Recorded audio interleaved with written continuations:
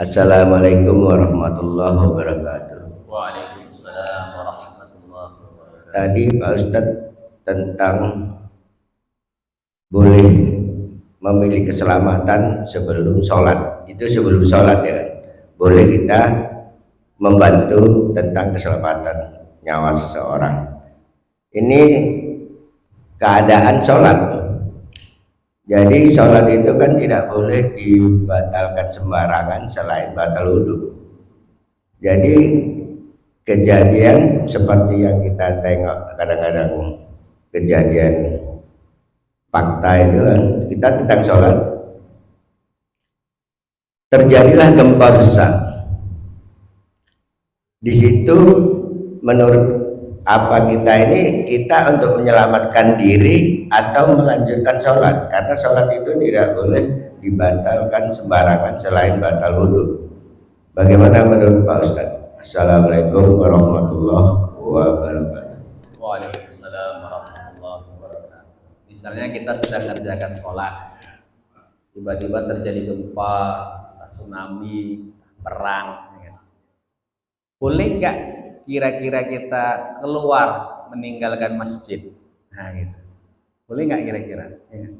Nah ini hukumnya apa? Hukumnya boleh. Kan nggak boleh. Hukumnya apa? Boleh. Ada namanya salat syiddatul khauf, salat ketika orang sangat ketakutan. Jadi orang takut saja boleh apa? Boleh dia lari. Ini kan ketika kita sholat terjadi gempa, masuklah dalam hati perasaan takut. Kalau sempat roboh, kemana kira-kira? Sedangkan Allah SWT ya perintahkan kepada kita wala tulqu bi aidikum ila tahluka. Jangan sekali-kali kalian menjatuhkan diri kalian dalam kebinasaan. Nah, salah satu maksud diturunkannya syariat adalah yang pertama hifdzuddin, menjaga agama. Ini yang paling tinggi. Menjaga apa? Agama. Kemudian yang kedua ya menjaga nyawa, itu tinggi. Sehingga bunuh diri ini hukumnya haram. Lah, membiarkan diri dalam kebinasaan sama dengan bunuh diri. Ini bahaya, tapi kita biarkan. Itu sama dengan apa? Sama dengan bunuh diri. Jadi dalam pandangan fikih, ketika terjadi gempa, yang memang gempanya itu besar, yang kemungkinan bisa menyebabkan masjid itu runtuh, kita boleh meninggalkan masjid. Ya kan? Dan itu yang paling utama dalam pandangan fikih, nah gitu. Ya, tapi nanti, ya kan, lain pula ada orang yang sampai tingkatan dia udah nggak terasa, nah gitu. Ini yang nggak bisa kita salahkan, ya kan? Nggak bisa kita salahkan. Itu banyak contohnya. Abdullah bin Zubair, ya kan, ketika beliau sholat diserang itu sampai tembok masjid runtuh. Kemudian batu mengenai jenggotnya. Beliau sholat terus, selalu aja macam nggak ada masalah. Nah, kemudian Zainal Abidin, ini ketika beliau sholat, rumah beliau terbakar. Orang-orang teriak-teriak, beliau nggak dengar. Selepas sholat baru sadar rumah beliau terbakar. Maka orang-orang bertanya, Pak Syekh, kamu nggak tahu rumah kamu terbakar?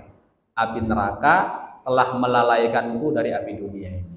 Ketika beliau sholat, saking terbayangnya api neraka, panasnya rumah beliau pun beliau nggak terasa. Nah, gitu.